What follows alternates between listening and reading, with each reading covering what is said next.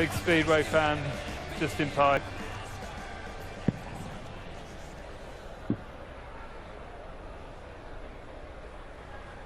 Darcy Ward, number 43. His own little tribute there on the shoulder, Justin Pipe. Taking on Steve Beaton, both former semi-finalists. And should be a decent contest, this one. Who will come through? And will one of them make through the semi-finals like they've done in previous years? Rod Harrington, Wayne Mardley commentators. Thank you, Dave. We see Steve Beaton, bronze Adonis, world champion back in 1996, and not a lot has changed with Steve. He's still got the silky smooth action, still hard to beat, and on his day he's still one of the very, very best in the world. It's just that those days are not as often anymore. This year he hasn't reached a quarter-final of anything, whether it be a tour event or a major. And Justin, just the one runner-up on tour. Between them, Rod Harrington, they've been slightly off the ball, haven't they? Yes, they have, but this double-in's going to be a different game, and I, kind of edge towards Steve Beaton because he's a bit more solid on it. But Justin Pipe, although he's very slow, doesn't hide the fact that he's actually a very good player. And sometimes on the European events, he's not been posting brilliant averages, but he has been getting wins. And that sort of confidence helps you in any game. But as I said, Steve Beaton, I kind of edge towards him on this game because I just think he may be a little bit more consistent on the double-in. Yeah, I was chatting with Steve today, and he was saying to me that he wasn't sure what he was going to start on, whether it be double top or 32. And he had a practice earlier today, and 32 just seemed so much more comfortable. So that's why he started on it in the first leg. Probably Steve goes up there, scruffy scoring as we call it. It's an 81, he had a perfect chance. If he could have fired in a 140, all of a sudden got control of the first leg. But what he's done is opened the door up for Justin Pipe to do exactly this. 95. Puts himself back in the leg. Oh, not a lot has changed from Steve. The Barnet perhaps, a bit greyer. He dyes it silver, sure of it.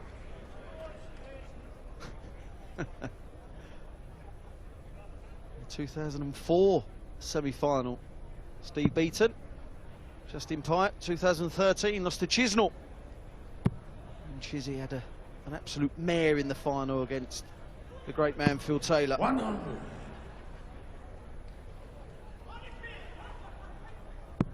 Expect this to be played at a bit of a sedate pace.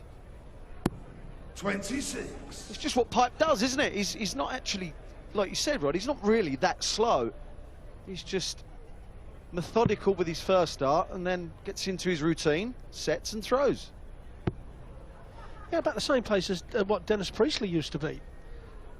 Oh, come on. Well, perhaps a little bit faster than our mate Dennis. But Steve, he's very experienced. That slow game of Justin Pipe should not upset him. He's been around long enough to know just walk back an extra couple of steps, compose yourself. The one thing you mustn't do when you're playing slow players is rush your game, which is you tend to do. Yeah, you're talking to the wrong man.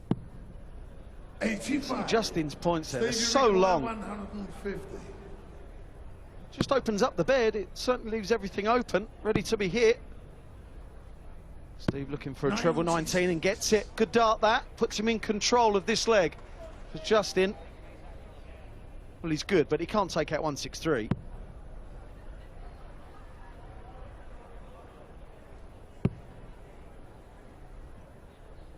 Well, unless he hits a treble, he's not going to put a lot of pressure on. 60. He hasn't done that, so Steve Steve, Beaton going to get two clear darts at double top, and this is where you must clean the legs up. Don't let your opponent back to the hockey. And he's not done that. He's done the worst thing by splitting the 10s and leaving those 5s. But a chance here, outside chance for Justin Pipe. He's going to have to come down with the 17s now. That will leave the 32.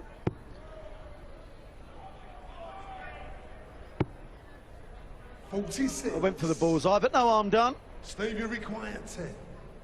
Double 5. Single 1. Double two. Never easy for a big man. 6 score. And Steve is quite tall, he's bordering on 6'3". This would be a real nick. Could be charged with theft if he wins this. Oh my. 47. Steve, you The require player is getting very close to the doubles, but Steve, he's got another chance. And now he's up at double one. Top wire is the...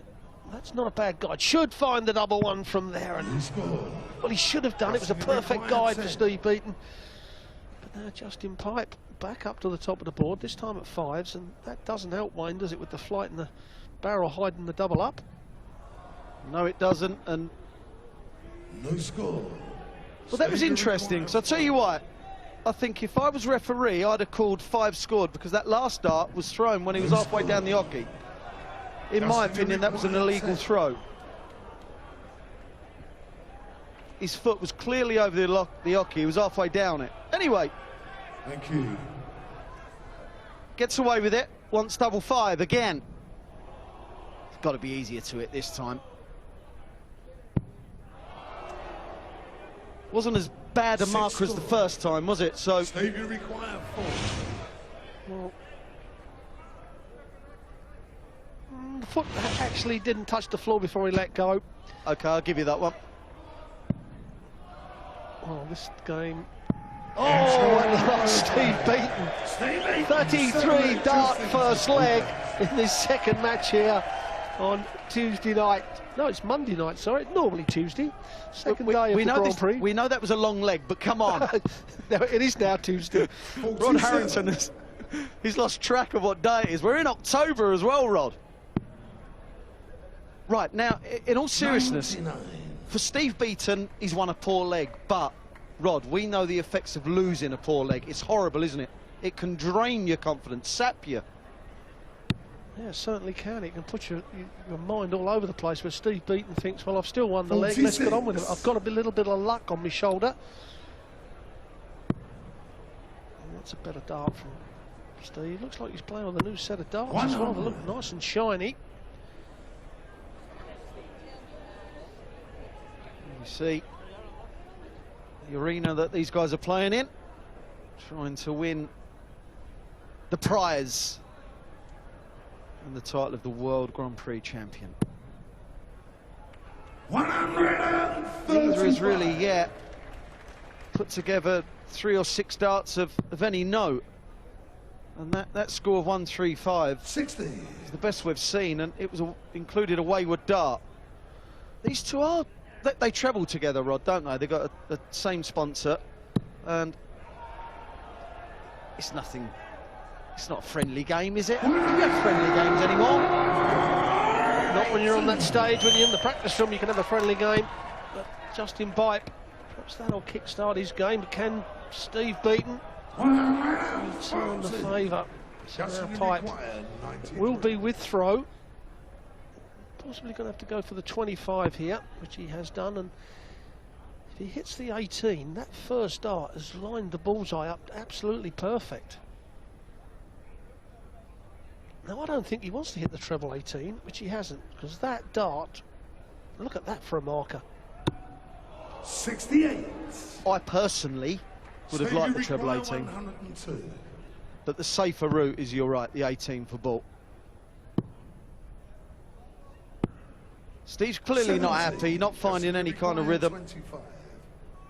But Justin has left a semi-awkward one. 2 darts, double 8s. Still double 8 for a level game. 17. Steve Beaton has got to jump all over this. Steve, you require 32. Well, it's a bit like the first game of the night between Andrew Gilden and Simon Whitlock. Gilden just couldn't hit a thing and literally gave the first set to Simon Whitlock. That's exactly as what's happening here. They're both only just over the 60 average. And yet Steve Beaton, 2 legs to 0 up. He's away. 89. It really is a good switch, 32 to 57. Peter Wright was doing it, probably the best I've ever seen anyone do it last night. Unfortunately, he couldn't finish to the same tune he was starting. That's why he lost to Dave Chisnell. Should work his way off that and score 112. 112.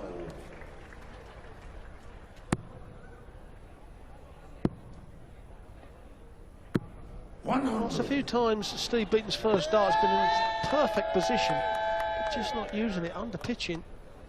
I'd rather see the dart go above the treble 20 than below. You know, if it goes below, it's never going to get there. If you're pitching it, over pitching it, there's always a chance that you get a little deflection, a little skid in the corner. Yeah, even though he's 2-0 up, he's struggling, Steve, isn't he? But you get the feeling that now he's starting to find something. There's 6 straight darts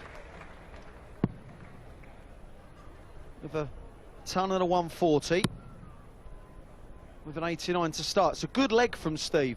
Another 140 will leave 32, and the first set is at his mercy. Well, you see the last dart, he tried to just dink it in, and can't do that, Steve, you know that. But he has still got the advantage. Justin Pipe needs a 140. The way the game's going, even to hit just a ton, the 121's going to be too much. 60. So the 161 will be too much, so possibly 6 darts from 112 for Steve Beaton. Just don't miss a big number. Well, now it's double 16 for the set. 96. He should come back, though. 61. The odds suggest he will. You do find with the more methodical, slower players, when their rhythm does go, it really does become hard work, because they haven't got the pace to pick themselves up. That's a great visit. But this is for the first set. To win against Justin Pipe. 3-0 in this set as well. And he gets the double 8. Steve Beaton will feel that he's dodged a couple of bullets in the first and second legs. He won't feel great about himself, but just imagine being in Justin Pipe's shoes right now, averaging 69 and losing all 3 legs. He's 1-0 down.